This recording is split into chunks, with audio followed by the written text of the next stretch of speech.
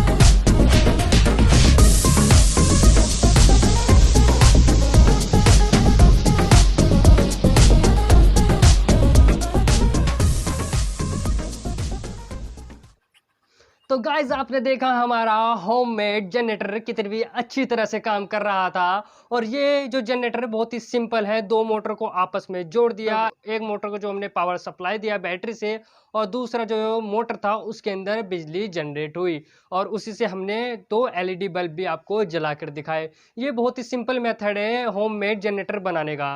तो अगर आपको हमारी ये वीडियो अच्छी लगी तो वीडियो को लाइक कीजिए, और अगर चैनल पर नए हो तो चैनल को सब्सक्राइब करना बिल्कुल ना भूलिए। और एक्सपेरिमेंट आपको हमारा कैसा लगा चैट सेक्शन में कमेंट करके जरूर बताइए, और हमारी वीडियो को ज़्यादा से ज़्यादा शेयर जरूर कीजिए।